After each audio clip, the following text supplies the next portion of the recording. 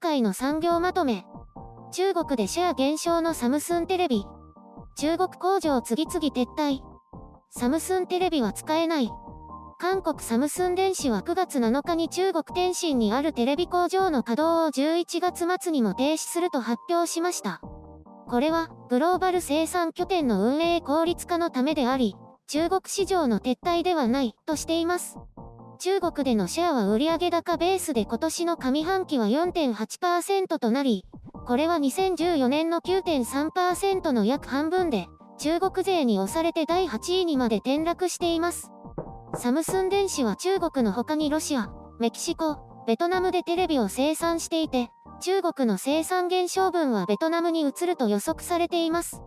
原因の一つは中国での人件費の高騰があるとされていて、ベトナムと比較すると 2.5 倍近くになると推算されています。サムスン電子はこの2年間でスマートフォン工場2カ所、PC 工場、そしてこのテレビ工場と4つの工場を撤退。先日は LCD 工場の売却も報じられています。サムスン電子は中国でのテレビ販売は全世界の 2.5% に過ぎないとしています。中国メディアはサムスンのこれらの動きは中国からの撤退ではなく、むしろ投資額は増加しているとしています。また、サムスンのテレビは価格的にも機能的にも魅力に欠けていると指摘。OS に Android を使わず自己開発 OS が搭載されているため使いづらいという低評価を受けているようです。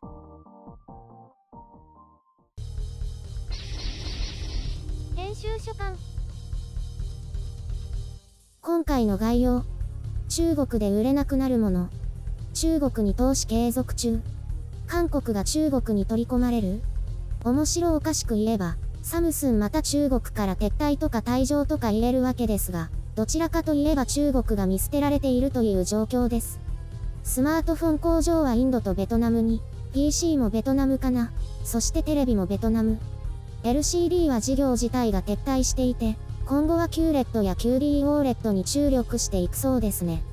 テレビ工場跡地も中国メーカー、台湾メーカーかな、が欲しがっているようですね。あれ？このメーカーはベトナム工場を持っているみたいだし、今年は業績が今一つとしているけどいるのかな？どうあれ、サムスン電子としては良い意味での戦略的撤退と言えるでしょう。このテレビ工場、一時期は4000人近くの従業員がいたらしいですが、今は300人程度。電話をかけてみたら全然繋がらなかったということですね。もう何もしてないのかしら？スマートフォンにしろ PC にしろテレビにしろ、中国ユーザーのニーズには応えられていないこともあってシェアを大幅に落としているようですね。かつての日本の家電メーカーの凋落を想起しますね。現地のニーズを外すと売れるものも全く売れなくなります。乱暴に高機能高価格なグローバルモデルを押し付けてもうまくいかないということですね。サムスンは家電の方ではそうしたローカライズではうまくいっているようですが、中国ではことごとくうまくいかなかったということです。中国は国内企業への愛国意識が高いですし、テレビやスマートフォンに関してはサムスン電子の優位性はないと感じているんでしょうね。サムスン電子のブランド力が中国では浸透していないということですね。どんどん技術格差が埋まっていく中で、中国でも売り続けられる分野って何なんでしょうね。自動車もそのうちわからないですよね。中国メディアはサムスン電子はローエンドな分野、どこでも生産できるようなものはどんどん海外に移転させて、ハイエンド分野は中国への投資を続けるとしています。シーアンの半導体工場に追加投資をしていることや、サムスン SDI が電気自動車用バッテリー工場に投資していること、天津に積層セラミックコンデンサ製造工場を建設していることを指しているようですね。さらに吉林省長春市の国際協力モデル区への大規模投資のことも指していると思います。ここに韓国企業と共同で世界最先端の先端技術研究開発製造拠点を構築して、各分野をリードしていこうということらしいんですね。韓国企業の重要な開発部門を中国国内に取り込もうということのようなんですが、私は技術流出特区になりそうな気がしています。食品や農業、バイオ、もちろん ICT なども含まれていて、もはや何でもありなんですけど、韓国企業にそれほどメリットがあるのかなと思いますね。ビザ要件の緩和なども含まれていて、中国の中に韓国経済特区を作ったみたいな感じで私は気持ち悪いんですが、ムン・ジェイン大統領は称賛しているようです。ムン・ジェイン大統領は、中国の夢が韓国にチャンスになるように、韓国の夢も中国に役立つことを願っている。なんて言っていますからね。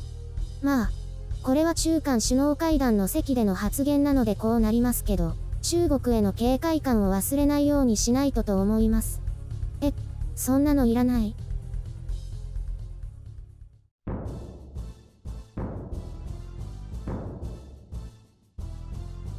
脱中国ですね。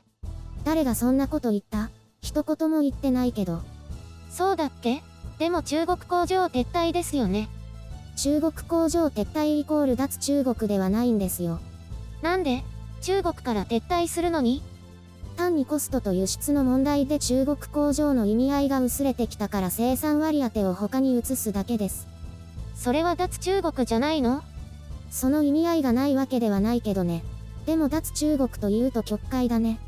変なの。難しいね。そんなに難しくないって。中国でそんなに売れないし、人件費も高いから、輸送コストや関税を考えても中国で作る意味がないってこと。あと、米中対立が激しくなって、世界的に反中国の流れがあるから、中国で生産する意味合いがなくなってきているってこと。ベトナムやメキシコで作っていれば、そういう政治絡みの拒絶感は生まれないから安心ってことですよ。じゃあ中国で売れないものは中国で作らないってこと？海外に輸出するものはそうなっていっていると思いますね。国内向けは輸送コストがかからないことを考えればまだ残るかもしれませんけど、それも徐々に減っていくのかな。大変ですね。損しますよね。今回みたいに工場がまだ売れるかもしれないんだったらいいですけどね。中小企業の撤退は大変だと思いますね。中小企業も中国に工場あるの？ありますよ。えげつない取引先が海外工場を建ててコスト削減しないと取引停止だなんて脅していましたからね。かわいそうに。私もこの前取引先の偉そうな態度のおじさんに凄まれて嫌な思いしました。何の話？某大企業の話。まあそういう感じですよ。大企業も競争力維持のためにはやむを得なかったんでしょうけどね。私の場合は違いました。ただ意味もなく偉そうだっただけ。ああ腹立つ。私的な恨みを混ぜないでね。わけわかんなくなるから。工場撤退って簡単にできるんですか？いや、政治的なしがらみがあって簡単じゃないはず。特にサムスンほど大きくなると。でも長い時間をかけて色々とやってきたんだろうと思いますね。韓国メディアはサムスンの脱中国加速なんて騒いでいるけど、これは正確じゃないと思う。一方で中国メディアはそれに反論するように中国への投資は増加しているとしていて、こちらの方が正しい判断だと思いますね。中国メディアの方が韓国メディアよりも正しいってこと？変な見解を出しているのは全部の韓国メディアじゃないけどね。中国は基本的に見解が一つだけど韓国はいろいろあるから。そうなんだ。韓国メディアはこの件に関してはそんなに取材もしてないし、対極的に見てないから適当なコメントを書いている人が多いだけだと思います。中国はたまたま正解したって感じ？中国は韓国企業に見捨てられたって書けないからね。書くとしたら韓国企業を糾弾しなきゃいけない。でもサムスンは継続投資をしているから批判する必要もないって感じ。難しいね。普通に事実だけ伝えればいいんじゃない？中国でそれやったら死んじゃうかもだから。あ、そうか。やばいね。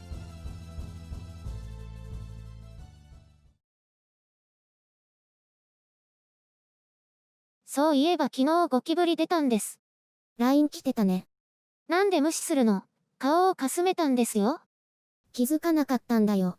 で、どうしたの？スプレーかけまくって倒しました。最悪。スプレーあるんだ。何種類もありますよ。昔は泡タイプがあって、あれだと見なくて済んだんですけど、今は売ってないです。そんなのあるんだ。泡で包まれて、そのままティッシュでくるんでほうきとちりとりでポイってできるんです。今ないって何か問題あったのかな？そうかもしれませんね。今は凍結スプレーですね。CM でよく見るね。凍るの？凍りますよすぐに。なんかスポーツ用のでも良さそうですね。多分殺虫成分も入ってるんだと思います。大変だったね。でも倒せてよかったです。眠れなくなるところでした。うちもこの前出たよ。倒した？張り手とチョップで。肝っ